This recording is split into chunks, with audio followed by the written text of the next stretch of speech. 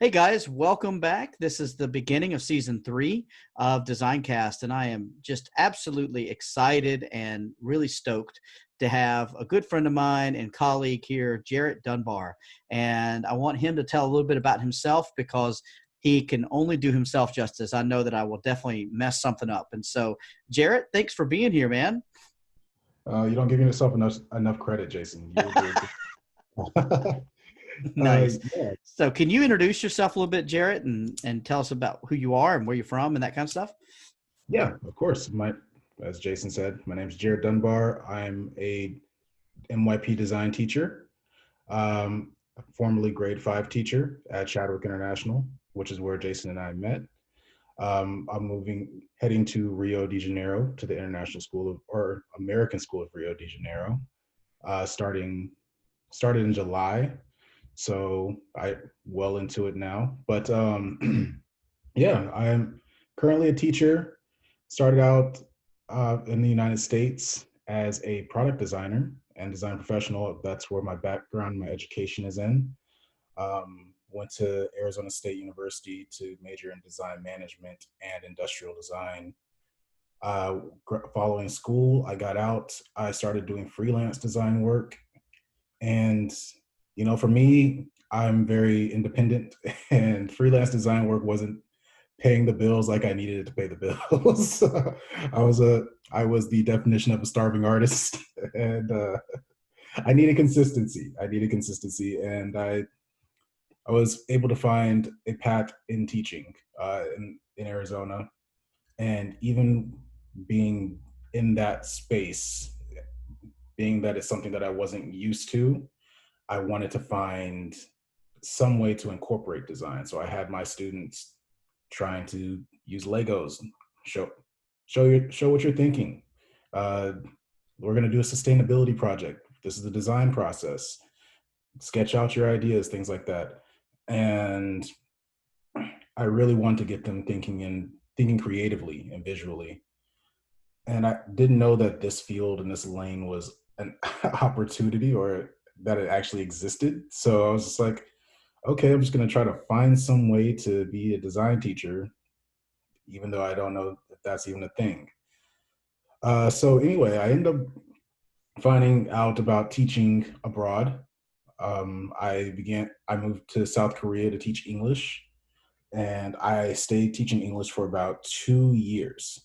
Moved from Kunsan, Korea, which is about southwest or central west coast of Korea, up to from teaching at an academy, an English academy, and then to the DMZ, right, literally about 8 miles away from the DMZ, living and teaching, and that was in a public school until I ended up here at Chadwick. Had a great opportunity to come to Chadwick and teach. I started off as a student teacher, working, of course, with you, Jason. And it was a great experience. But it was a fantastic experience, and I realized that I can do what I had originally wanted to do in teaching, and that was to teach design, and to show and share with students that you can create products. You can let your imagination run wild. Growing up, we didn't really have opportunities, or we didn't have teachers that were saying, hey, well, you can do this. It was just kind of like, well, you can draw. You can draw, you like to build, but what are you going to do with that? So being able to actually shed light on something that I'm passionate about and do that on a daily basis is something that really excites me and that I enjoy, and I'm ecstatic to actually be in this field. um yeah, as I said, it's been great. I moved into grade 5 from teaching high school and middle school design, and that was a nice transition. I was able to start easing that transition for my grade 5 students from the makerspace mindset of tinkering and building to creating with a purpose, and really observing what we're doing and why we're doing it. So now we have a project, but what is the basis of this project? Why are we creating this? What does it need to be modeled after, and why does it have to be modeled that certain way? What are some solutions that we can create? What's going to work? What's not going to work? And how can we move forward with it? So really bringing in design thinking and really bringing in, or just trying to tie into that MYP design process and expose them to that without really just driving them insane, you know? Because grade 5, you're only exposed to so much when it comes to design. But it's been great. It's been really fun, and I'm really excited to get to Brazil and be here in Rio and really start moving forward with it. I know I'm jumping in between. That's all right. Yeah. So, and when you get to Brazil, tell us a little bit about your school setup. Because we're recording this in transition. You're about to head there, and tell us a little bit about what the school's what they're asking you to do. So I'll be teaching middle school and high school design, starting off with grade 6 through grade 10. And the plan for this school is they're actually a school in transition as well, going into MYP. So I'll be bringing in MYP design as their first MYP design teacher, which is really cool. It's nerve-wracking to an extent, but luckily, thanks to the IB design guy that's in front of me right now, I feel a lot more comfortable than I would. I've had the benefit of having a lot of great resources around me to build my confidence up. Coming in with a lot of ideas and being a design professional, there's so much that I want to do. And that's really where I want to take it with a new program and a new school, and start implementing new projects and shedding new light on things that the students may not have been exposed to prior to I guess my arrival, but just in the past. Really start integrating some new some different subjects. That's really what I'm interested in doing at this school, and being able to be here and do that is going to be awesome. Kind of went on a tangent, but That's all right. No, that's great. I mean, we're just curious because a lot of people find themselves who might be listening to this in a situation where they've been asked to help transition the school in some way, shape, or form. And a lot of times they've come in from a non-design background. So you already have that benefit of having been a product designer, having, kind of have that design thinking mindset to start with. And so I think that already gives you an advantage, in moving forward with this particular process. And, schools are only growing, and the appetite for the information about design and about MYP design and DP design and beyond continues to grow, and so more and more schools are looking for that. So that's great. I mean, I'm sure people will be happy to hear about sort of what you're doing there at the school and how that's going to impact the way the school is growing. And the students are going to be the ones who benefit from having you there and doing stuff like that. So I know you're excited about going. And one reason I wanted to have you on is that in that time last year when you were doing some student teaching and some other work in the department where I'm at, you had a really interesting unit that was based all around biomimicry. And it was something we had never really even approached before. So I want to hear a little bit more about what is biomimicry? How did you incorporate that into what you were doing? And then I even understand you've done some biomimicry down in like grade 5, if I'm not mistaken. But tell me a little bit about that. Yeah, so the lesson that I approached last year was shaping your environment. That's the name of it. But yeah, it was all on biomimicry. So biomimicry is designing based off of nature. So what you're really doing is taking natural elements and natural processes, strategies, designs, and we're designing our own specific products based upon that. So what we're able to do is take things like leaves and see and observe the stems of leaves and see how we can build how we can create structure, or a better example would be looking at hummingbirds and basing the design of high-speed trains solely off of a hummingbird's beak. you know so there are many ways that we can take it, but when it really comes down to it, it's just taking elements of nature and designing around that. you know but nature's nature. It's been around forever. The way that the world works sans humans, it's been successful and will continue to be successful with or without our presence. um so what we can do to help, I guess, keep things going, keep things flowing, is to start looking at those specific elements and designing the way we live and the way we operate based off of that. You know, it saves on how we produce. It saves on the processes, the time that it takes to create products. Because we're all, at the end of the day, we're really just building, testing, and going through this cycle when we can simply observe what's outside of our window and see that nature is already designed, tested, and been successful with plenty of designs that we're trying to this day, to mimic.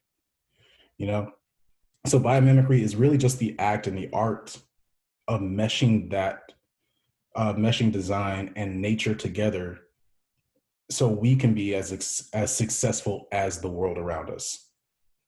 And yeah, I was fortunate enough to come in and give a small lesson to grade 9 and 10 and have them work through projects last year. Had a lot of great designs come out of those classes. I know some students were able to look at the way that grass bends, how the flexibility of grass and the structural integrity of grass. And they were able to design, because they're teenagers, cell phone cases. They prototyped a cell phone case. But I had some other students that were observing just the way that sea sponges absorb, or excuse me, not sea sponges, that mushrooms absorb water, and use that to create an insole for a shoe. Excuse me, that was moss. Yeah, we had a few really interesting concepts coming out of these high school students. They were engaged, really got them thinking outside of the box, which we really wanted them to do. Because it ties in prior knowledge at that point, because they're thinking about, well, I went over this in biology, we went over this in science, so all I'm doing now is just diving deeper into what I've already learned, and now I can just apply that to design class. So there is a big place for design here in the education, or excuse me, for biomimicry in the education field. And I know it's growing, and I really hope that it continues to grow, because it is going to play such a large role in how we operate as a society, with maybe now, maybe within 5 to 10 years from now, And I think it's great that you did bring me on to talk about it, but I do believe that this is a huge field, and that's an edit point as well. So I hear that you did some work with, thank you for sharing that with us, Jarrett. And I hear that you did some work with like the lower school students, the grade 5s with biomimicry. Is that correct? I worked with grade 4, last year I brought some grade 10s down to work with grade 4 and help them on some basic biomimicry design stuff for a day, work through some projects and really get their minds going. And that just shows the engagement that it created with those students, because at that point, I had been with them all of maybe 2 weeks of coming in, and they were able to go down. They understood what was going on. They were passionate about what was going on, and they were able to share that with those grade 4 students, and had grade 4 students thinking of, well, I've drawn a giraffe. It's like, well, what can you do with a giraffe? What is so special about a giraffe that, how can we mimic that? It's like, well, giraffes are use their long necks to reach and da da da da. It's like, so what can we as humans take from a giraffe to do whatever we need to do, whether it be reaching up to a high place or anything like that? And it really got the kids thinking out, as the 10th graders were thinking outside the box to create new products based upon those natural features, you know? But yeah, I was able to work with grade 4, grade 5 this year, which were those former grade 4 students.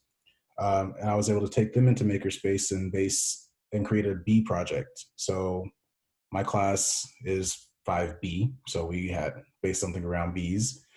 And what we did is create bee hotels. So what we did is I had them work through and design bee hotels, and we operate in the makerspace of Chadwick. And they worked through the MYP design process. They were able to do full-on research, ask questions, and they had already done so much for their UOI, for their year-long UOI on bees, that they were able to take that research and apply it to this bee project. So they were able to look at those existing products of bee hotels and think, well, that's not going to work. And even though people say that's successful, we know that bees need this, you know? So I think the best product that actually came out of that was a honeycomb shaped bee hotel. It was based upon just the way, of course, that bees create honeycomb. They were able to create smaller compartments for those bees, for those carpenter bees to come in. They knew what bees were going to need and anything like that, and just push it all into their hotel, you know? And it came out to be a fantastic project for them. I was pleased with what they came up with for trying to take on such a large project in a short amount of time. But but they were able to look at nature, be inspired by nature, and try to combine that with, with existing products that aren't necessarily natural, and try to mesh those two and see where they can make improvements. And that's in grade 5, you know. But taking biomimicry, or that shows that you can take biomimicry from anywhere in the DP all the way down to the PYP. Because I don't know about you, Jason, but for me, I know I would look outside as a kid and think, oh, that's a cool tree, you know? I wonder what this tree would look like as like a hut or a house. But you're just drawing, right? As a kid, you're just going to draw whatever you see around you. So now but with biomimicry, what we can do is take that inspiration, that imagination, and we can start really applying it. Gives the students a purpose to actually draw the tree, right? And then think, well, how can we benefit from that? What can we create that's similar to a tree? So rather than just creating a giant tree with rocket launchers shooting out of it as as a second grader would do, we can base our lessons on what we're really what our target area is, you know, and base it upon nature. So I think biomimicry has its place here, and I think it's something that we do need to continue to pursue. Yeah. So that's all. Awesome. And so if somebody wants to find out more about biomimicry, are some good places you can get more information? Or there's some, I know that you've probably got some places you've gone to get information to help you with your planning. What kinds of places would you go? What kind of websites or books would you use to find out more? I would say the Biomimicry Institute was a great start. Uh, they're they're probably the first ones that are going to come up when you actually look up biomimicry. And that's where I get a lot of my information from. Another one is Biomimicry 3.8. That's excuse me, that's an organization that is in association with my alma mater, Arizona State University. Go Devils.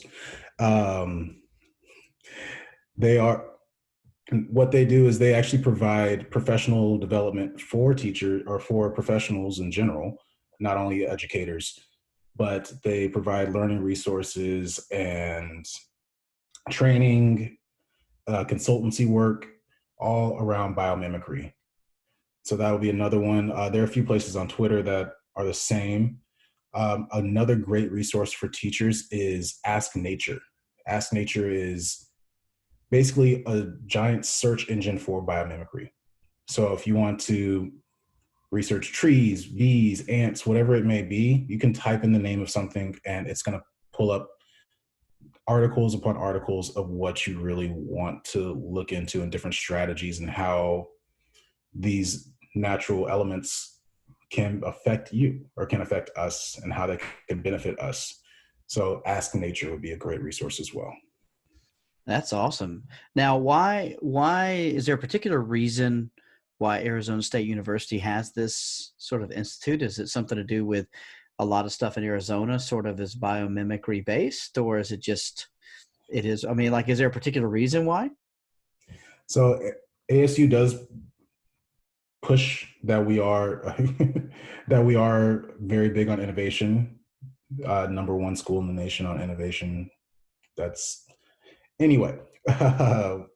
But because of that, they've actually started a Biomimicry Institute, and that started a few years ago with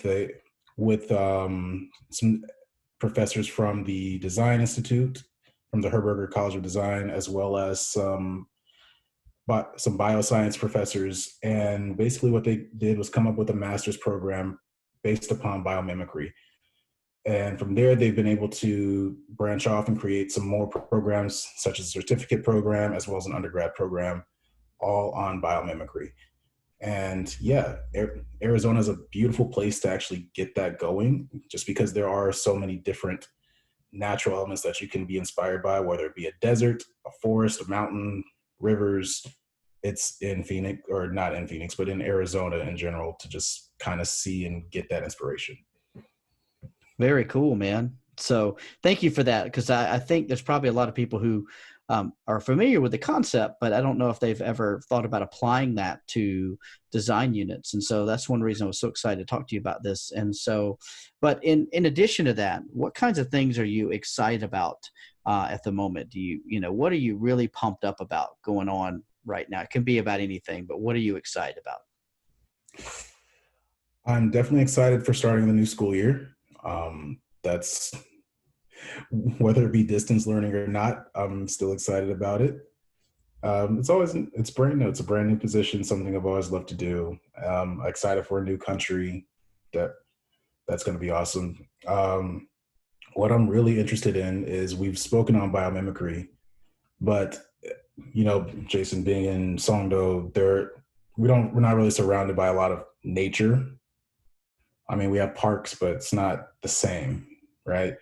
So I'm really excited to be in a country that has so much, that is so lush and so green, and actually being able to take my students out or have them go outside and explore and see what natural elements they can find, what strategies they see, and how they can apply that, and let that be through firsthand knowledge and firsthand experience, rather than just going online and researching, So I'm really looking forward to being close to the Amazon and being close to just being out, That's something I'm really not passionate about, but looking forward to. And probably folks don't know this, because I don't know if anyone knows this, but you and I are Instagram buddies, and we're constantly sending each other design related things, whether it's architecture or drone footage or Yeah. whatever. So who do you follow for inspiration, whether it's Instagram or Twitter or Facebook or whatever, what kind of things, who do you follow, or what organizations do you get inspiration from?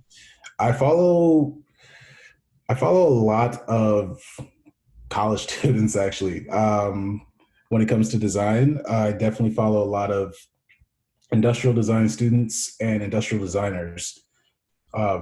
Naming them off the top of my head is going to be very difficult, but That's I okay. do Yeah. If you've got a few top ones though. I do have Daniel Simon. Daniel Simon is actually a designer that helped me out. My mentor from high school and my early college days put me onto him, and his just his style and his futuristic take on creation is amazing. He's done a lot of different movies as well. Is not just a product designer. He works with Formula E, which is really cool, and designing the electric car. No, excuse me, not Formula E, the robot races, and designing the cars for robot racing. So yeah, Daniel Simon, Alice Rothstrom. She's a design. I want to say design philosopher. She's somebody that I follow on Instagram. During quarantine, she's been doing some live meetings and live chats, similar to like being in a college lesson, or just not even a lesson, just a talk, and it's really great to have somebody that is so experienced and so knowledgeable on design coming in and just being open to being on social media. So I would say Daniel Simon, Alice Rostrom. I follow different college students just to see what they're designing and see just different takes and different perspectives and how just different styles, really, just different sketching styles. So that's always good to view. And I Oh love yeah, I'll to. make sure to get their information and put that in the show notes. You can share that with me. I'll make sure that other folks are able to get as much inspiration as you've gotten. And of course, as you know, Design Boom and Art Daily and all that, the stuff that we go back and forth within the in our chats. It's fun because there's things that pop up and you see it before I do, and you'll send it to me and that kind of stuff. So I think you have to have those kind of folks in your life to spur you on and challenge you and to keep pushing, and it also grounds you a bit because as we're talking this whole stuff with COVID-19 and coronavirus and all that's going on, and we have to have something to kind of take our mind off that at some point during the day, right? Because we don't want to just be so pessimistic all the time, because at some point, hopefully, this will be a distant memory, but with respect, like I'm not trying to wish it away necessarily, but I would love to see how we learn to deal with it and how we learn to grow as a human race, and as human beings. But yeah, I think you have to have those people in your life that help push you along, right? Yes, of course. Yeah, you always need that. Not just one, but yeah, you always need those people just next to you that are going to help you out and get you through these times.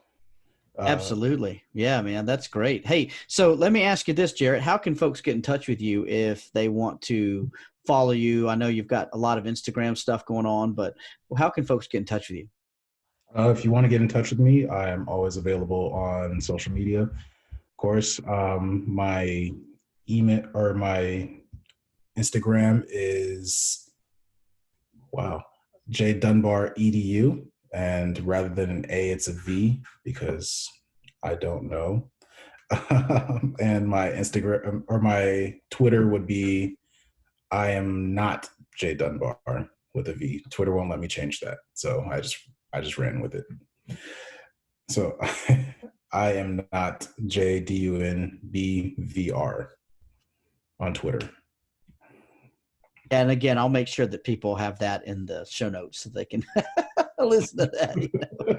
And so, Jared, this has been awesome. Thank you so much. And I would like to have you back once you've gotten settled in your new school. I want to hear how things are going. And so maybe we can look at doing a follow-up chat at some point. So I hope that you'd be open to that. And I hope that you would find that something you might like to do.